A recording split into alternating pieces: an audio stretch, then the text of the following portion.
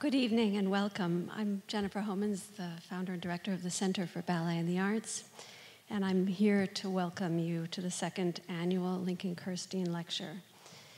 We are very, very happy to have Ian Bostridge here with us tonight. Before we begin, just a few words of thanks to the American Express Foundation, the Andrew W. Mellon Foundation, New York University, the Akins Press for their sponsorship and help with this event, and to Emily, Kaylee, Andrea, and Alan for their work in putting it together. We are also very happy to have tonight Leon Wieselt here with us to talk a bit about Lincoln and to then introduce Ian. Lincoln, as most of you probably know, is among other things currently the Isaiah Berlin Senior Fellow in Culture and Policy at the Brookings Institution and a contributing editor and critic at The Atlantic. He was the literary editor of The New Republic from 1983 to 2014. His bio is in your programs. And for our purposes here, he's a close advisor to the center and was also a close friend of Lincoln Kirstein's. So on that note, I just welcome Leon, and he will begin to set us off. Thank you.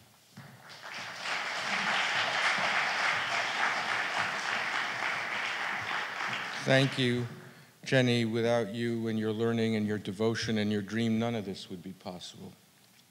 Friends, the Center for Ballet and the Arts was founded on the belief that all the solitariness of artists notwithstanding, works of art are not themselves solitary, but are instead the results of influences and interactions, some of them systematic and some of them serendipitous, some of them acknowledged and some of them awaiting discovery. Originality has contexts, and genius has partners. The center owes its name to the recognition that the art of ballet in particular cannot be properly understood without reference to, without a deep understanding of other arts. A ballet, even if it originates in the unique vision of a single mind, requires for its realization the skills and the efforts of many artists and craftspeople who are neither choreographers nor dancers. The center was created to ponder all these aesthetic and practical conjunctions, to bring all the elements and forms and practices that are represented in dance theater into dialogue with each other. The center also believes in the fruitfulness of another conjunction, that between the studio and the seminar. In recent decades, the scholarly study of ballet has made enormous strides, most notably in history and in philosophy. And it seemed like a good idea, good for scholars and good for artists, to bring them together, research and performance, and see what light they might cast upon each other's pursuits. The higher reaches of aesthetic theory and the most practical details of theatrical production, the clouds and the weeds, are both to be found here, examining each other. The center, you might say, is a convening of both ornithologists and birds. Not surprisingly, they turn out to have a lot to say to each other. If ever there was an individual who brought together in one soul and one career this robust juxtaposition of analysis and practice, who exemplified this range of artistic understanding and this belief in the usefulness of the arts for each other, it was Lincoln Kirstein. He was not himself a performer, except, of course, in the riveting and flamboyant performance of his way of living. But he was as intimately involved in the articulation of the art of ballet as any of the people who actually put the works together. For Lincoln, no concept was too rarefied and no detail was too trivial. He was abstract concrete, like many of the ballets that he presented on his stage. All the modernisms in all the arts met in his charismatic and almost diabolically energetic person. Painting and sculpture and music and poetry and most supremely dance. He was one of the great incubators, as we would now say, of our high culture. The Lincoln Kirstein Lecture was founded to honor his multidisciplinary and multi-territorial ideal of artistic creation, and to continue his rich and variegated discourse on the arts with new explorations of the relations between dance and other traditions of beauty. In his memoir of Degas, Valéry recorded that the painter was, quote, always ready to assert, and later in life he would harp on it, that the muses do not dispute or discuss anything. They work all day very much on their own. In the evening, work finished, they get together and dance. They do not talk. But here at the Center for Ballet and the Arts and at the Lincoln Kirstein Lecture, we talk. We talk a lot, not least because we doubt that the muses really do work in complete isolation from each other.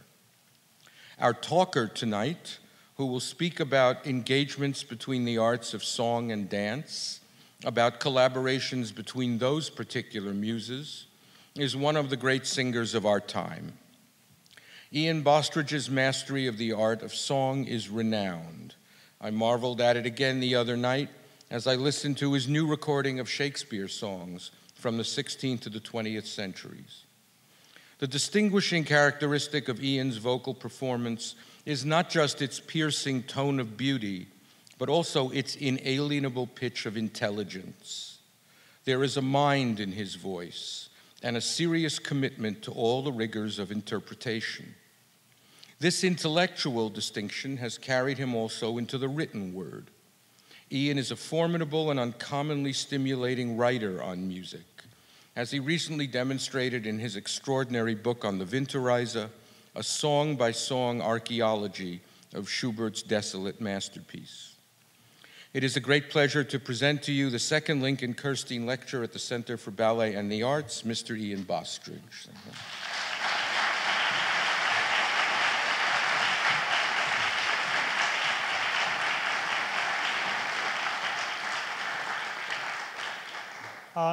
Thank you very much. It's an enormous pleasure and privilege to be delivering the second Lincoln Kirstein Lecture. It's a particular pleasure to be delivering something for NYU, even though we're uptown. I thought we might be downtown, but we're uptown. But Washington Square has now become a home away from home for me when I come to New York. So it's lovely to be in the Center for Ballet Studies in NYU. I have to say, nonetheless, that I'm here at the Center for Ballet Studies slightly under false pretenses, though perhaps I could plead that I am a licensed interloper. I think that the point of this lecture series, is to invite someone outside the field of dance and ballet, something that reflects both the wide field in which Lincoln Kirstein himself practiced as a writer, impresario, and critic, and a desire to see dance within a broader context, a broader performing context, a broader cultural and historical context. One need not, I suppose, be a ballettomane to deliver this lecture, and I'm not a ballettomane, just a respectful occasional audience member and occasional collaborator. For example, I've taken my now 9-year-old daughter to the Nutcracker more times than I can remember, and danced ineptly in Mozart's Don Giovanni on occasions that I would rather forget. The very word ballettomane is fascinating. It's very specific, obviously, to dance, and it's in other fields of the classical arts, it's similar, I suppose, to a word that's been borrowed from bull dancing, from bullfighting, aficionado. I'd never really used it or had occasion to use it before in speech or in writing. And you will all know that phenomenon of hyper-awareness in using for the first time a word which has been for a long time known. And so I wanted to know some more about it. The Russian origins of this word are, of course, an indicator of the singular importance of the Russian tradition in giving ballet such singular cultural importance in the 20th century, something which Jennifer Homans discusses so brilliantly in her book, Apollo's Angels. The word probably passed from Russian, ballettoman, recorded in 1891 or earlier, via the French ballettoman in 1897, to English, apparently firmly lodged in the language after the end of the First World War, and in response to the enormous cultural valency of Diaghilev and his Ballet Russe. The suffix "mane" suggests, I suppose, mania, The word is defined around the notion of enthusiasm for ballet, and the word enthusiasm itself carries echoes of pre-Enlightenment spiritual intoxication. I may not be a ballettomane, but if I'm asked, as a performer, which performer of the past I would most like to have seen in performance, I answer, without hesitation, Václav Nijinsky. Because of his sheer cultural impact, because of the almost supernatural qualities with which his audiences and admirers invested him, and because of the mania, the divine furore which he seemed to inhabit, exhibit, and inspire. A performer in any discipline would aspire to such intensity and focus, and to someone who operates with words and sounds, both pitched and unpitched, with syntax and semantics, the ability of dance to transcend in this way is something of a miracle. I want to start by examining what dance means to my own practice as a singer. I work mainly as a concert singer. My particular focus is on the song recital. But I also, of course, like all singers today work, or most singers work, classical singers work in opera, or what might more broadly be called music theatre.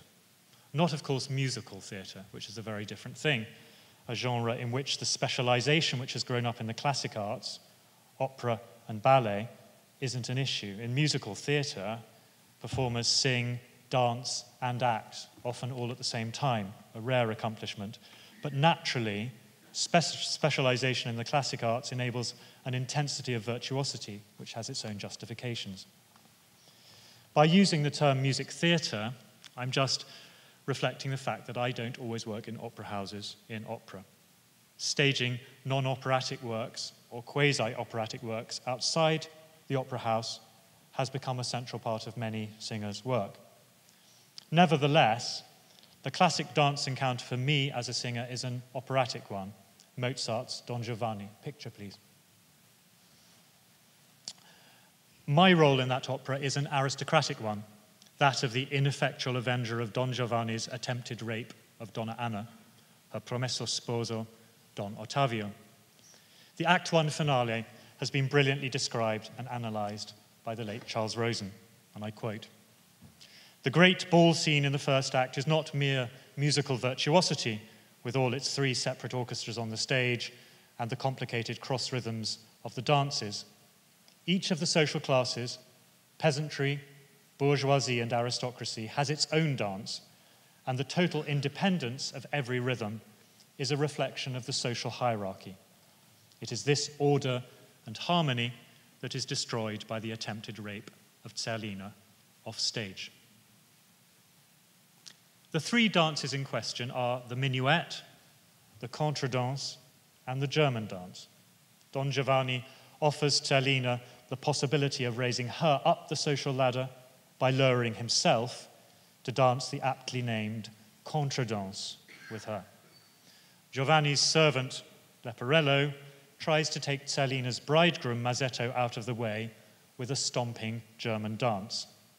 And the avenging aristocrats, Anna, Elvira, and Ottavio, dance a stately minuet, which is just as well for me because stately is about all I can manage. Peasant dancing is much more tricky. Dance in opera is often part of the action, whether it be the finale of Don Giovanni, the tavern dancing in Berg's Wozzeck, the fairy dances in Britten's Midsummer Night's Dream, directed in its first production by the great choreographer John Cranko. But it has also been an accompaniment to, or a diversion from, opera. In modern opera houses, and for modern audiences, which tend to be clearly segmented between the voice fanciers on one side and the ballettomanes on the other, this is something like an embarrassment. In an opera seria such as Mozart's Idomeneo, the extensive ballet music is often cut. In the modern revival of French Baroque opera, it was only lavish expenditure by the sponsoring agency of the French state that allowed music and dance to exist in co-equal splendor in the 1990s. But it's not only a practical and administrative problem, it's also an aesthetic one. Ballet and opera are separate disciplines because they involve a remarkable degree of virtuosity and specialization.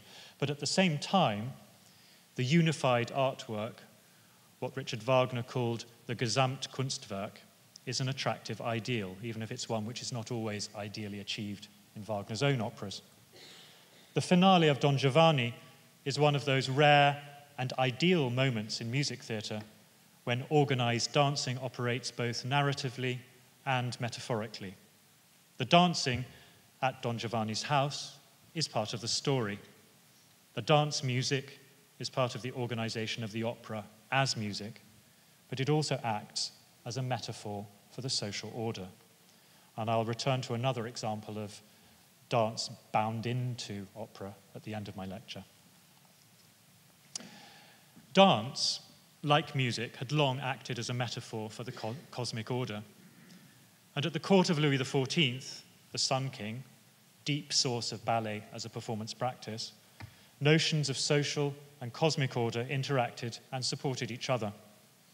It's this history upon which Don Giovanni draws. But it is also fascinating to note the way in which the development of tonal music in the late 17th and through the 18th century depended upon the courtly, ordered impulse which the French tradition of dance could supply. Dance forms, and the dance suite was a French invention, suffuse so much of the music of that indispensable composer, Johann Sebastian Bach. And as the musicologist Susan McClary has emphasized, a great part of their power lies in the conflict or tension between what she calls the orderly, rationally constrained procedures of French dance and the desire-driven, individualistic striving of Italian aria and concerto. And I'm going to quote her at length because it's quite a brilliant passage, I think, which sums this up. French music almost always implies the dance, and the rhythmic patterns of the surface are keyed to kinesthetic movements of arms and feet, to regular alternations between motion and the restoration of equilibrium. Within the absolutist regime, French dance served to inscribe the bodies of courtiers into conformity with one another, according to the dictates of a regulating hierarchy. By contrast, Italian music, since the madrigal, had been concerned with the articulation of interiority, with violent passions, with constructions of impulsive desire and languorous pleasure. The French body performed social dances symbolizing Platonic civility. The Italians developed an extensive vocabulary that permitted performers to remain stock still while dramatizing in sound an inner turmoil that sought to overflow its bounds. End quote. It's a historical irony that the hegemonic Austro-German tradition, which reached its apogee in the late 19th century and against which Stravinsky, armed with the totalizing and revolutionary instincts of Diaghilev's ballet, rebelled, the Austro-German tradition emerged from this encounter between the quintessentially French and the quintessentially Italian. Dance is often so deeply embedded and encoded in music that it's a long way from actually being danced to. It's absorbed and transcended. Its rhythms are internalized, and this abstracted dance may also come to signify or connote the social and/or the cosmic order. A good example of dance far away from the dance floor in Johann Sebastian Bach is the opening chorus of his St. Matthew Passion, Kommt, ihr Töchter. And if you'll forgive me, I've just got to cope with something technical, and then...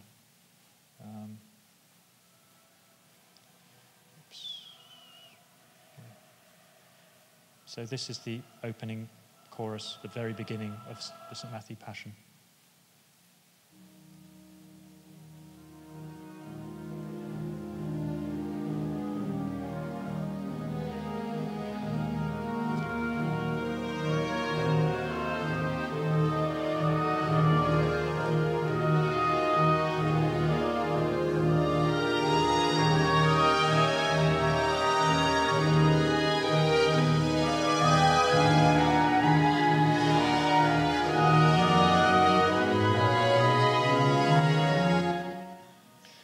The movement is a saraband, and it's worth remembering the origins of the saraband or zarabanda as a dangerous 16th century import from the New World, indecent enough to have been banned in Old Spain from 1583. Absorbed into what we now call classical music, it became a statelier affair, prominent in the instrumental writing of the Baroque.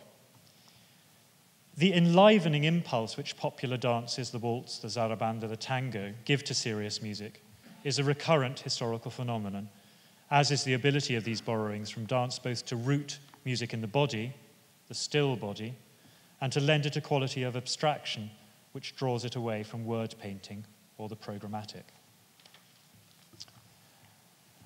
I shall return to the opera in due course, but I want for a moment to look at the role of dance, broadly considered, in another less apparently fertile repertoire as far as choreography is concerned, the art song, lied, or melody. I spend a lot of my time singing song recitals, and a lot of the time in song recital I seem to move about. To some people this is shocking or just plain unnecessary. It's certainly true that the lied is a genre of interiority, one which grew out of that Italian sensibility so well characterized by Susan McClary, and which I quoted before. She said the Italians developed an extensive vocabulary that permitted performers to remain stock still while dramatizing in sound and in a turmoil that sought to overflow its bounds.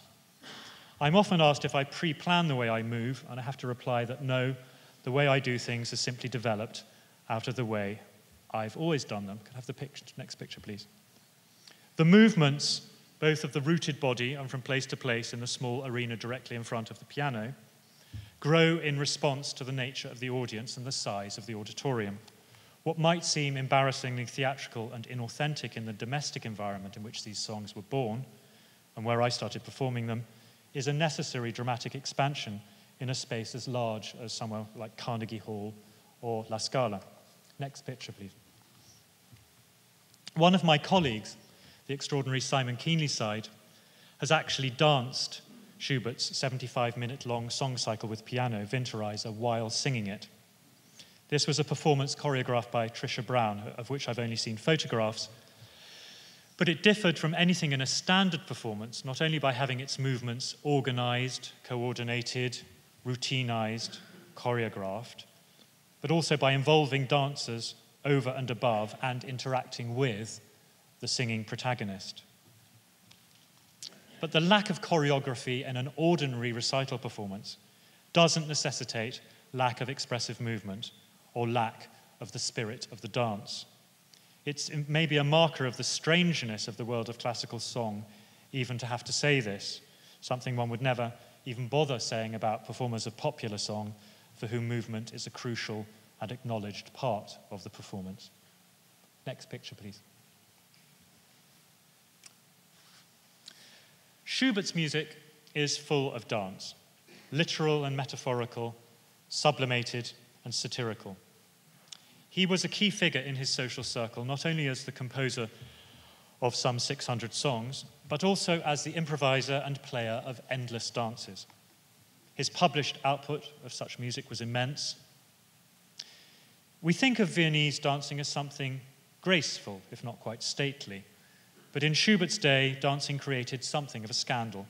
Looking at this charming picture, it's difficult to take on board the exaggerated anxieties of contemporaries surrounding the craze for these new dances and their rotatory motion, as it was called. 10 to 11,000 deaths, wrote one, occur annually in Vienna. The cause of death for about 1/4 of these is consumption, which can be brought on by immoderate waltzing. Sort of, I don't know. This was a matter of ballroom dust swirling up and damaging the lungs, apparently. But the hallucinogenic, almost pharmacological properties of the waltz, a sort of swooning hysteria, were also routinely condemned. Donald Walker, author of British Manly Exercises,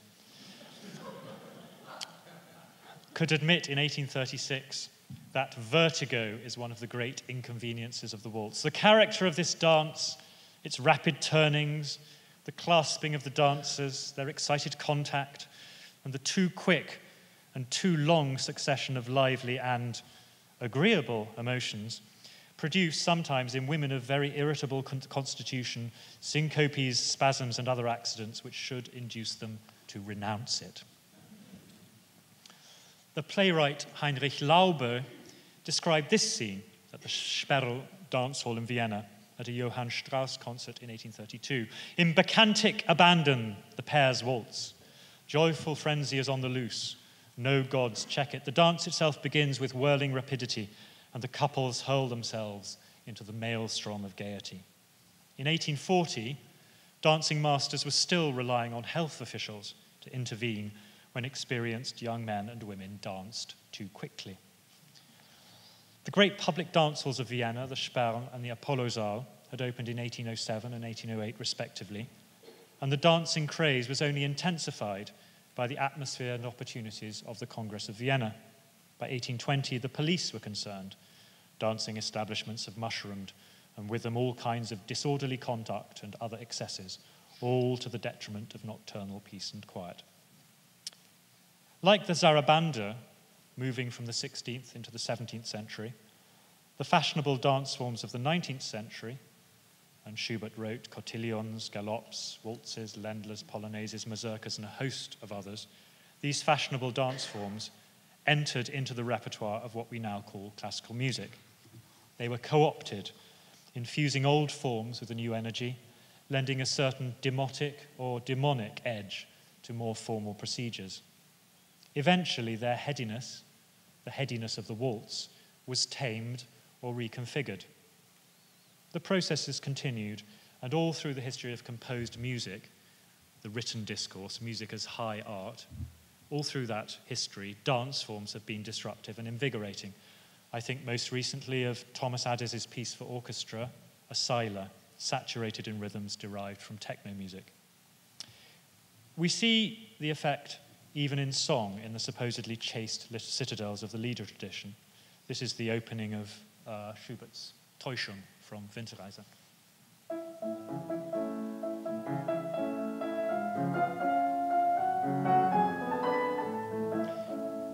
Taking this song, Täuschung or Delusion, out of its context within a 24-song cycle, Schubert's Winterreise, and without looking at its words, it's very easy to hear it as an easy dance in 3/time, cozy and comfortable, graceful, charming, and it's often performed like this.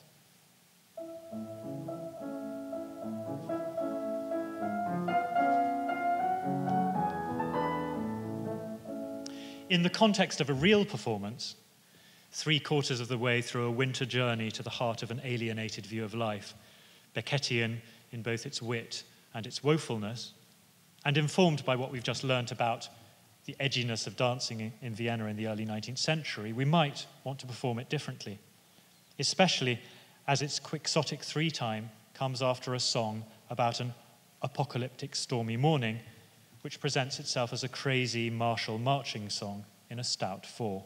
And I'll read the poem before we perform it. A light dances in a friendly fashion before me. I follow it this way and that. I follow it gladly, well aware that it lures the wanderer from his path. Ah, anyone as wretched as I am willingly gives himself up to colourful wiles that behind ice and night and horror show him a bright, warm house and a beloved soul within. Only delusion is the prize for me. But first, the storm.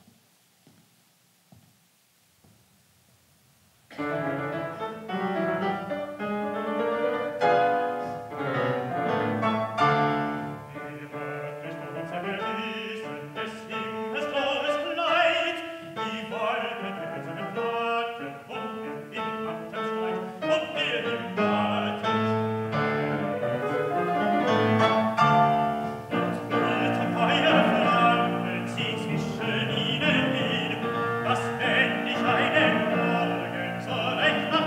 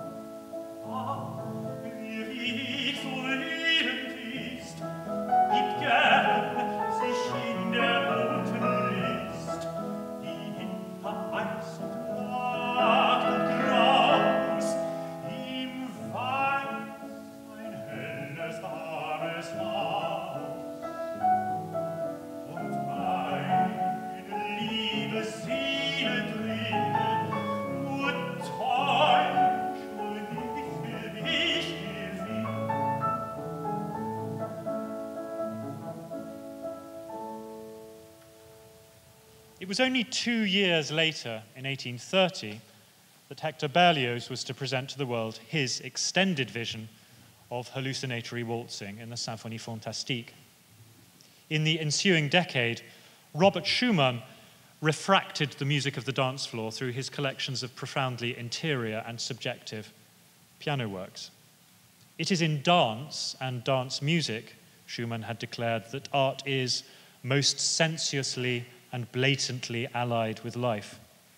In 1837, he composed his Davidsbündler Tänze, Dances of the League of David, Schumann's playful notion of a league against the Philistines. The following year, he told his beloved Clara Wieck that the set contained many wedding thoughts and that the story is an entire Polterabend, a party on the eve of the wedding, during which much crockery is smashed.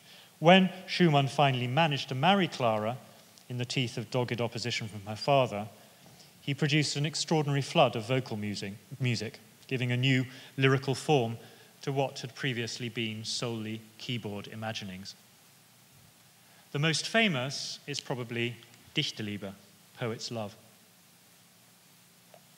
a cycle of 16 songs. And at its center is a setting of Heine's poem, Das ist ein Flöten und Geigen, another wedding dance. There's a fluting and a fiddling, trumpets blasting in. Sure enough, the love of my life is dancing the wedding round. There's a ringing and a roaring, drum and shawm together, and in the midst of it all, the dear little angels sob and moan.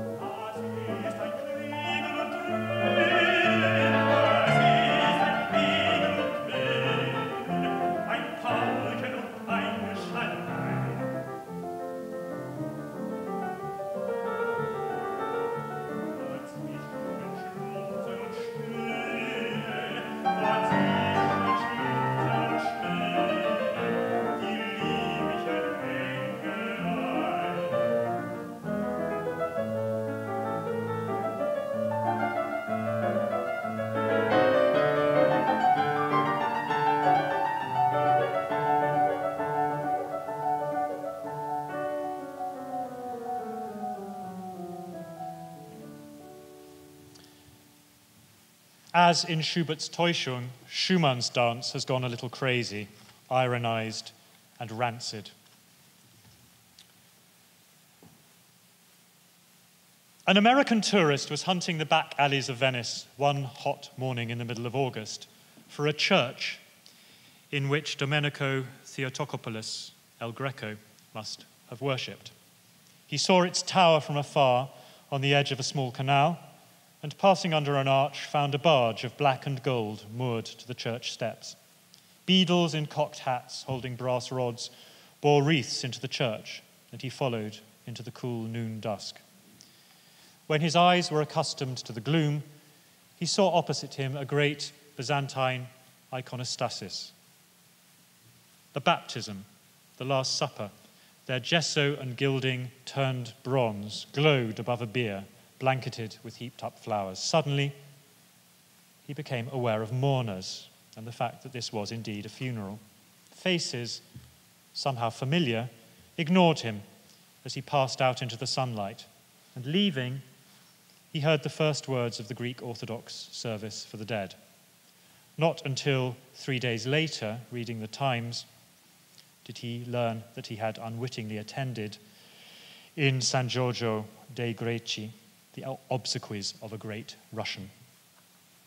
That's Lincoln Kirstein himself, writing in 1930 about his accidental witnessing of Diaghilev's funeral in August 1929. I want to make a series of anecdotal moves towards what must be one of the most successful ever syntheses of opera and ballet, which also involves a death in Venice, Benjamin Britten's opera based on Thomas Mann's novella Der Tod in Venedig. Lincoln Kirstein was writing about what he called the Diaghilev period, and Kirstein was surely one of the visionaries who transmitted the force and cultural creativity of Diaghilev's Ballet Russe into a new era after the Second World War. Ballet remained a crucial and progressive area of artistic activity, one with which composers in particular, composers like Benjamin Britten, felt compelled to grapple. There's what one might call a genealogy of coincidence connecting Diaghilev with Benjamin Britten's opera. In 1909, after his first great ballet season in Paris, Diaghilev, aged 37, took Nijinsky, his Polish lover, aged 21, to Venice. They stayed in the Grand Hôtel des Bains. Nijinsky, the supreme dancer, spent a lot of time on the beach, sunbathing and bathing. Diaghilev, who never bathed in public, sat and watched. In 1911, Thomas Mann visited Venice in the company of his wife, Katia. They stayed at the Grand Hôtel des Bains, and Mann spent a lot of time sitting on the Lido watching a young Polish boy playing on the beach. Mann transformed his experience into the novella Death in Venice, which he published in 1912, a book which Diaghilev knew well. He gave a copy to one of his closest friends as a birthday gift in 1924. But Diaghilev and Mann never met. In Mann's book, and I summarize rather brutally, the great writer Gustav von Aschenbach, suffering creative exhaustion, takes a vacation in Venice. There on the Lido, he watches and becomes obsessed by a Polish boy, Taddeo.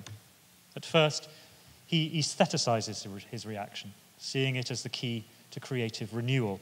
What discipline, what precision of thought were expressed by the tense, youthful perfection of this form.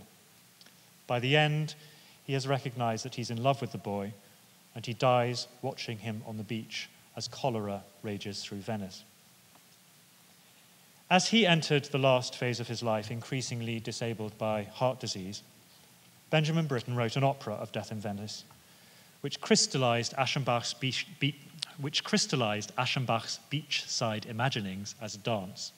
That art, to quote Schumann again, so sensuously and blatantly allied with life. Taddeo became a dancer before God, dancing on the hot sand, to quote T.S. Eliot's Death of St. Narcissus, which Britten set to music for voice and harp around the same time. Britten's work in the field of ballet had started mid-career, some 20 or so years earlier, with The Prince of the Pagodas, a score which he composed for Covent Garden, just as British music and British ballet were achieving a new Elizabethan confidence in the mid-1950s after the accession to the throne of Elizabeth II. This was to be the first full-length ballet by a native composer, with choreography by John Cranko. Its commissioning reflected both the new status of ballet as a national art form in the UK and Britain's own desire to be part of that renaissance. Great as the score is, the whole process was intensely painful for the composer, who was ill during much of the period. His discomfort doubtless increased by the lack of involvement of his singer partner, Peter Pears, who in his operatic project had always given him so much support. That bloody ballet is finished capitals double underlined, he wrote to Prince Ludwig of Hesse, a close friend, and feel as if I've just been let out of prison after 18 months hard labor. Prince of Pagodas was that blinking ballet to his godson Roger Duncan in a letter around the same time.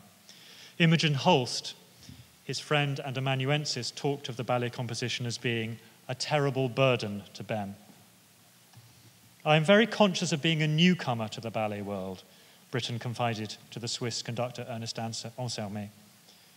But a national composer, as Britten in some senses was, he'd written the Coronation Opera Gloriana only a few years before, a national composer surely had to write a ballet. Moreover, the cultural aura which the Diaghilev-Stravinsky collaboration had created made ballet music somehow necessary and somehow progressive. The German composer Hans Werner Henze also wrote a classical ballet just after Pagodas for the fabled combination of Ashton as choreographer and Fontaine in the title role, that's Ondine. The Russian tradition ran deep. Britten told people that he kept the score of Tchaikovsky's Sleeping Beauty by his bed, while composing The Prince of the Pagodas. The Prince of the Pagodas was successful, but not overwhelmingly so, falling out of the Royal Ballet repertoire until a new choreography by Kenneth Macmillan in 1989. But it was a crucial bridge towards new developments in Britain's output, both musical and dramatic. There had been dance elements in Britain's stage works before, the court dances in Gloriana most notably. But Pagodas gave Britain his first extended opportunity to create drama through the combination of music and movement alone, without words. The issue of stylization and an alternative to the realist stage practices of Britain's mainstream operas hitherto went on to develop in a different direction in his parable for church performance, Curly River, in 1964, which adopted some of the stage conventions of its source, the No Theatre Classic Sumidagawa, but he did return to ballet later. It was Pagodas also that pushed forward Britain's use of Asian musical methods. The use of tuned percussion, celesta and gong, for the seductive ghosts in Britain's opera of The Turn of the Screw in 1954 was but a foreshadowing of a greater immersion in Balinese musical techniques which followed Britten and Piers' visit to Asia in 1956 during the gestation of Prince of the Pagodas. The Balinese gamelan-style music of Prince of the Pagodas, which finally appeared in 1957, is used to summon up the fantastical elements of Pagoda Land and to evoke the way that those elements attract Belle Rose, the prima ballerina. This oriental flavor is a crucial part of the ballet's allure, but the imitation of the gamelan sound here was orientalist, one might say, in its intent, and imitative, if typically dazzling, in its execution. And I'll just play you a little bit of it.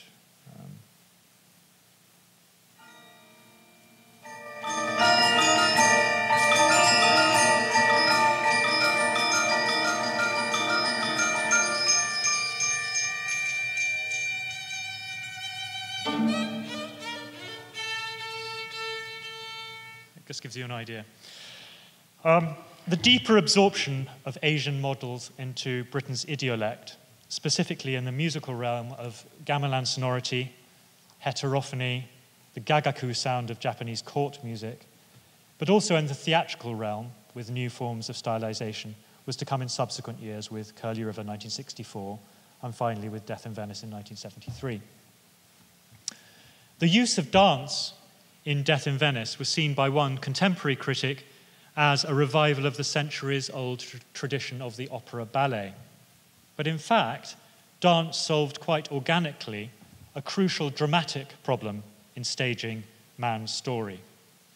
How could a piece of theatre treat the otherness of Tadjo's world? How could it treat Aschenbach's subjectively classicizing response to it as something Apollonian, and the fact that the boy never speaks? Dance was the answer. If the librettist Myfanwy Piper's original and perhaps naive suggestion of naked dancing was dropped, Frederick Ashton's choreography placed Death in Venice's dance sequences within the mainstream of the British ballet Renaissance.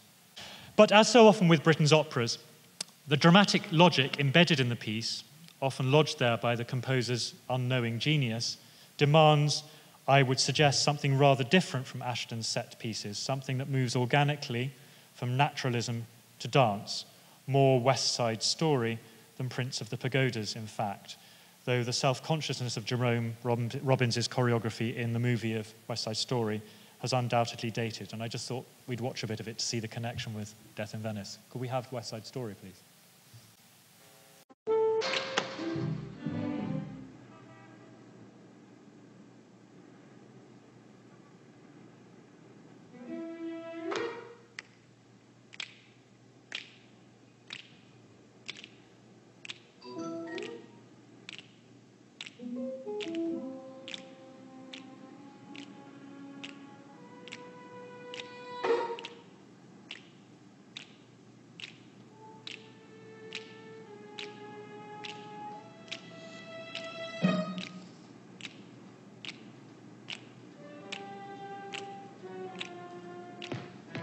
on there. Ho! Shoot, man, go! Hey, yeah.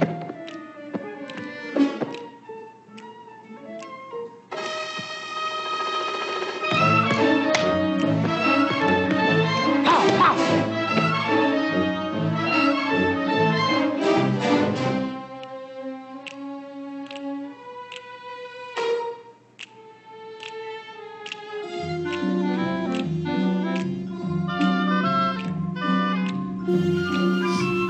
When I played Aschenbach in Deborah Warner's production in London in 2007, this was the path that the choreographer Kim Brandstrup followed, creating an abstract kinetic beauty which emerged quite naturally from the dramatic action of teenagers playing games on a beach and rescuing a balletic interlude which had been condemned in previous productions as long and unnecessary.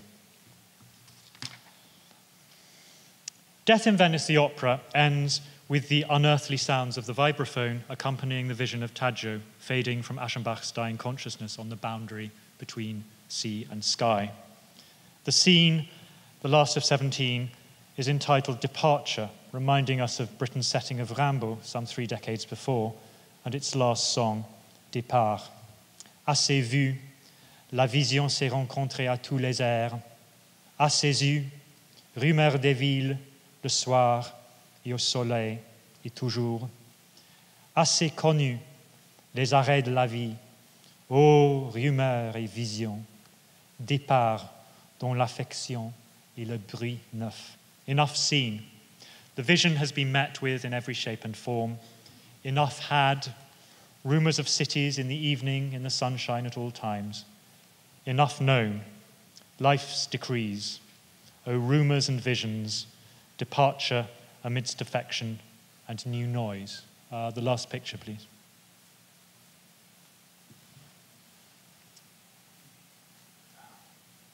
Sorry.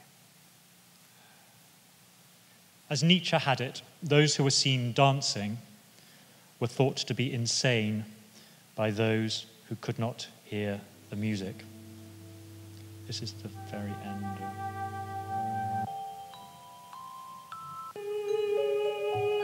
of Death in Venice.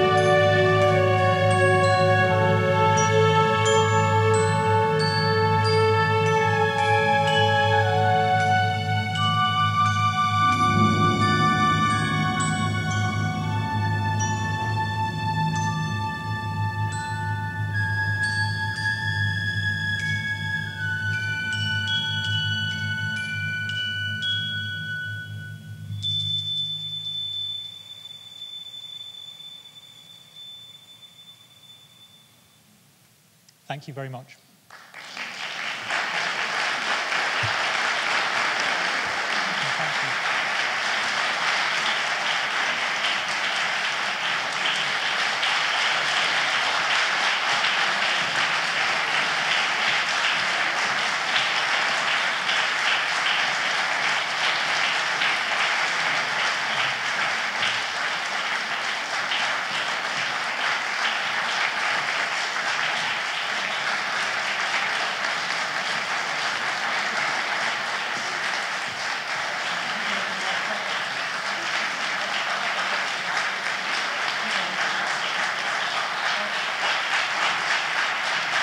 If anyone wants to ask a question, then please do. Hi. Thanks for your brilliant lecture. I was a little upset to see the name of the pianist is nowhere in the program. She did. Yeah. It's Caitlin Terrell. Okay. Caitlin.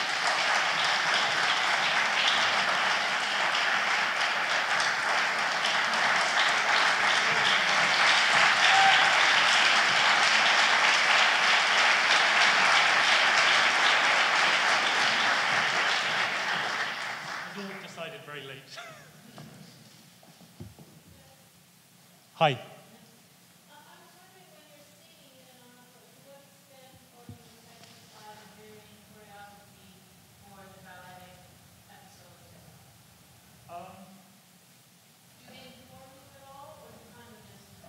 I'm sure they do, but I think it's quite one of those unconscious things that feeds into the way you perform. I mean, my only experience of really performing, as it were, in a ballet was singing for Mark Morris's wonderful choreography of L'Allegro, and that certainly affected the way, watching that affected the way I sang that. Yeah, I mean, to see that music dance, that music at the end, although of course Aschenbach isn't really seeing it, but seeing it through half closed, half dead eyes, it obviously has some sort of effect, yeah. I'm not sure if I could put my finger on exactly what it is. Hi.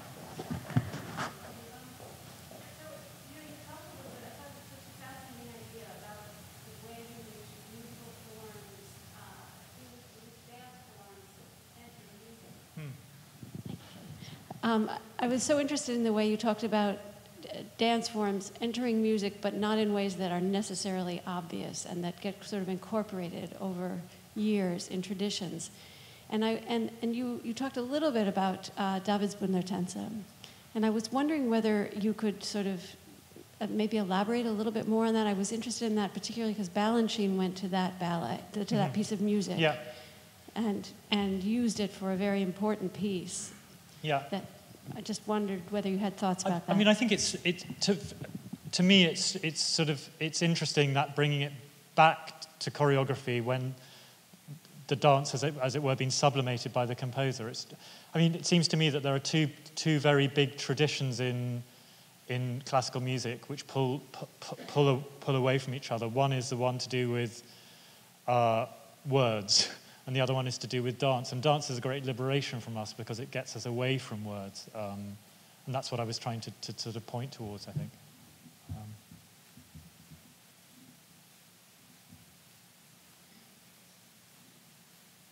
Anyone else? Hi.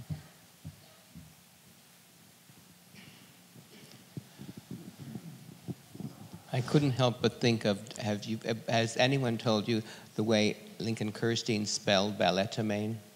No. The ptomaine part was like in ptomaine poisoning. Okay.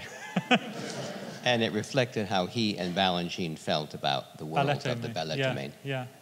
A lot of Russian words came into the English language at the beginning of the 20th century, and it's interesting that that's one of them, because the other ones are all connected with the Russian Revolution. I mean, intelligentsia, nomenclatura, words like that, and balletomane is the only other one, really, probably, that's come in so strongly. And I suppose the transmission of the Russian ballet tradition west was partly a result of the Russian Revolution. So. Anyone? Hi, Paul.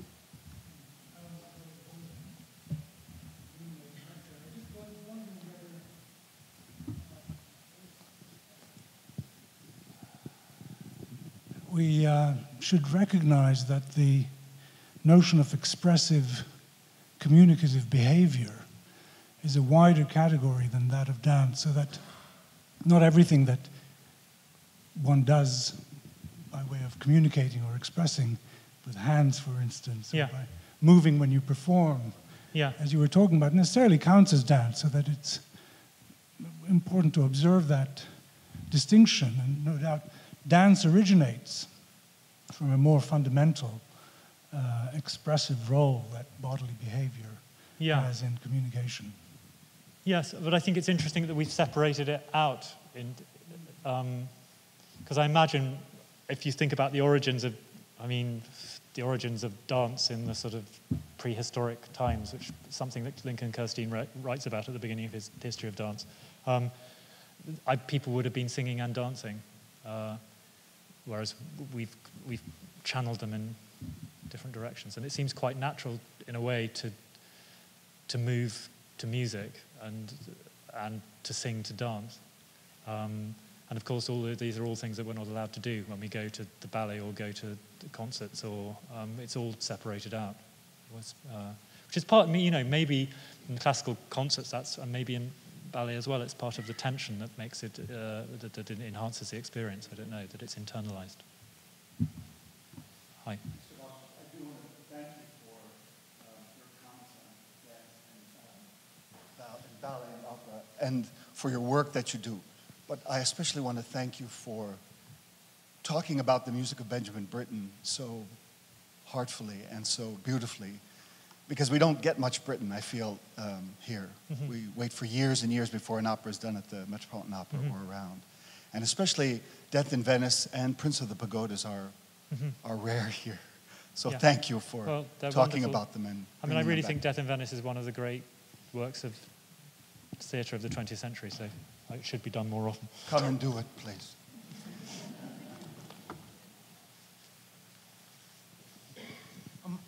Would you talk a little more about the photograph that's there now, and what it's like as a singer to be performing with a dancer, and how one feels that the connection or the non-connection between Aschenbach and Tadzio?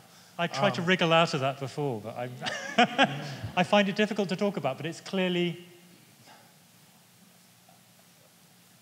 There's something very profound about this image at the end of the opera that Britten gives us, because it's very easy to think that the opera is an opera about an eruption of, an inappropriate eruption of some debauched form of sexuality into somebody's life that ruins it, and they die of it, and it's like cholera. But actually, the ending of this opera is really, really uplifting, and it's almost as if this figure dancing between the sea and the sky represents some sort of happy ending for Aschenbach, a sort of transmission, some sort of transmission of his soul outwards, and one feels, for me it's very moving because I feel it's Britten, age 63, dying way before his time, but feeling that he's created something that will carry on. And there's something very, in the reiteration of that music that you just heard, it's very, there's a sense of transmission in it. I don't know if I'm making any sense, but so I find it I find it an overwhelmingly moving thing to be part of. But luckily, when I've done it, I'm supposed to be dead. So, well, thanks. Oh, there's one more. Sorry, one more.